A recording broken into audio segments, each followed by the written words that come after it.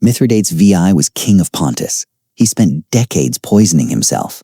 His reason was simple. If he could not be killed by poison, he could not be killed. He was almost right.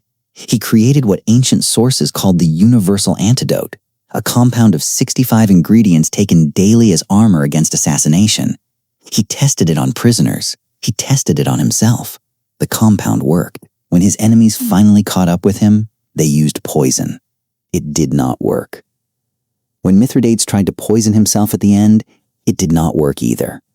A body that cannot be killed by poison is, in at least one important sense, immortal. This is the story of the man who made himself unkillable, and then could not die. Mithridates was born around 134 BC, the son of Mithridates V, king of Pontus, a kingdom on the southern shore of the Black Sea in what is now northern Turkey. His father was assassinated, probably by poison. Mithridates was approximately 11 years old. The assassination of his father changed everything. His mother took the regency. Court intrigue and potential poisoning became the defining features of his childhood. Ancient sources describe the young Mithridates fleeing into the wilderness to escape assassination attempts. He may have spent years living rough in the mountains of Pontus. When he returned, he was not the child who had left. He had, according to multiple ancient accounts, spent his wilderness years building physical resilience and beginning his experiments with poison. He deposed his mother. He had his brother killed. He became king of Pontus around 113 BC. He was approximately 20 years old.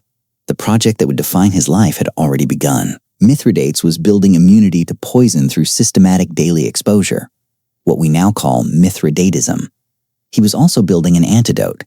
The antidote would eventually have 65 ingredients, herbs, minerals, animal parts, measured and combined with precision.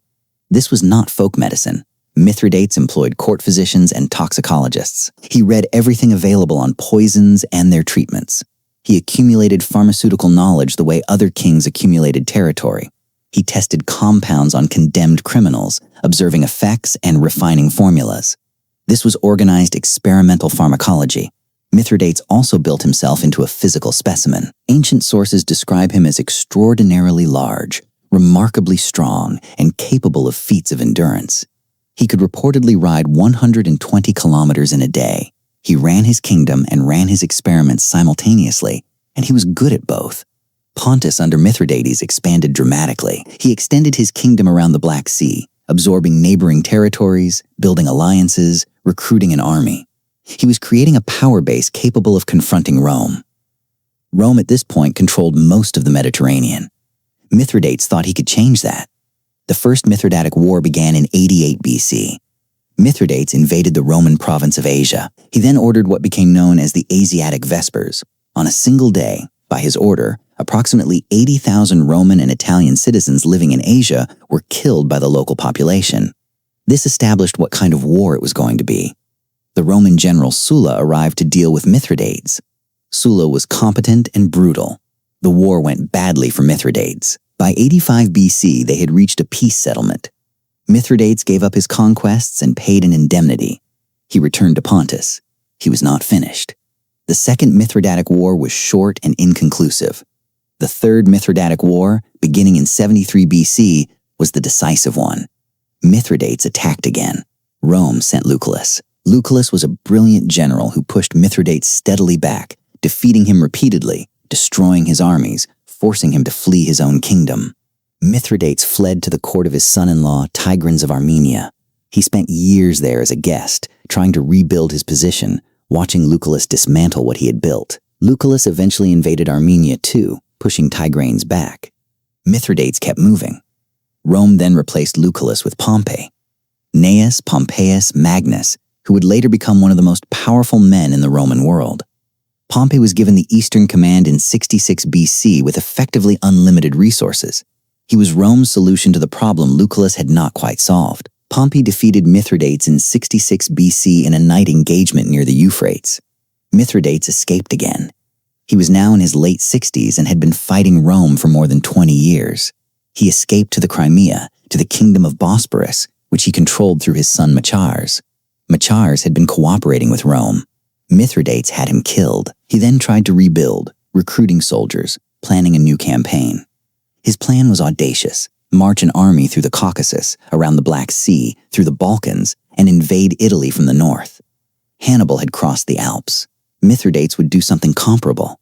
The army did not want to go. Mithridates was asking soldiers who had been fighting for decades to march thousands of kilometers into a new campaign against the most powerful military force in the world. The soldiers were done. His son Pharnaces organized a mutiny. Pharnaces led the army against his own father. Mithridates found himself besieged in his own fortress in the Crimea, abandoned by the army he had built, betrayed by his son. He was 69 years old. He had fought Rome for 23 years and lost. He was about to lose everything. Mithridates decided to die. He had always planned for this contingency. He had his daughters with him, women who could not be allowed to fall into Roman hands to be displayed in Pompey's triumph. He gave them poison. They died. He tried to take the same poison himself. It did not work. The Mithridatism had done exactly what he designed it to do. His body eliminated the toxins before they could kill him. He had spent 50 years making himself immune to poison. The immunity was now the problem. What happened next is recorded by several ancient sources. Mithridates paced the battlements of his fortress in Crimea, unable to die by the method he had prepared for exactly this moment. He reportedly asked a Gallic officer named Bituitus to help him die. Bituitus drew his sword and killed Mithridates. The king who had made himself immortal to poison died by the sword in a fortress above the Black Sea, killed by a soldier he had to ask for the favor. He was 69 years old. Pompey received the news and had Mithridates' body brought to him. He reportedly ordered it treated with honor and buried at the royal tombs of Pontus. Pompey included Mithridates in his triumph in Rome, represented by an effigy. The king himself was too decayed to display. The story of Mithridates passed immediately into legend. He had fought Rome longer than almost anyone. He had killed tens of thousands of Romans in the Asiatic Vespers. He had survived defeats that would have ended other rulers. He was, in the Roman imagination, the great enemy of the East. The Mithridatism, his universal antidote, survived him. The formula was found in his study after his death and sent to Rome.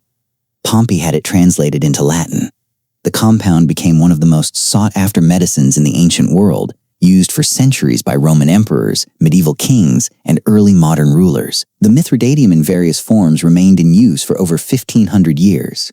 It was in the medical pharmacopoeia of Renaissance Europe. Theriac, the compound that descended from it, was still being produced in Venice in the 18th century. A formula invented by a paranoid Black Sea king outlasted his dynasty by 2 millennia. Mithridatism as a concept, deliberate exposure to poison to build tolerance, is real. It works for some poisons, particularly alkaloids like strychnine. The immune system and liver enzyme systems genuinely adapt to some toxic compounds. Mithridates understood something pharmacologically accurate about the body's capacity for adaptation. The limits of Mithridatism are also real. It works poorly for most heavy metals. It has no effect on many toxins. And the doses required to maintain immunity carry their own risks. Mithridates' approach was sophisticated and partially effective, but not the universal protection he believed it to be. The historical figure was stranger and more complex than the legend. Ancient sources describe Mithridates as polyglot, reportedly speaking 22 languages, able to address each of his subjects in their own tongue. He corresponded with philosophers. He had genuine intellectual interests alongside the paranoia and the violence. He also had an extraordinary personal life that ancient sources treat with a mixture of admiration and horror. He had multiple wives and concubines. He had dozens of children. He executed sons he suspected of disloyalty, which is how Machars ended up dead. He created the conditions for the betrayal that ultimately destroyed him. The mutiny of Pharnaces raises a question historians have debated. Was Mithridates' final campaign plan, the march around the Black Sea to invade Italy, genuinely viable, or was it the fantasy of an old man unwilling to accept defeat? Most historians lean toward fantasy. The soldiers knew it, hence the mutiny.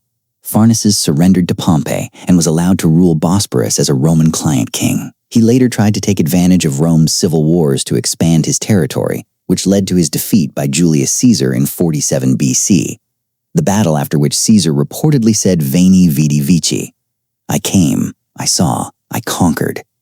The defeat of Pharnaces by Caesar places the Mithridatic story inside a larger transformation. Rome's wars with Mithridates were part of the process by which the Roman Republic consumed itself.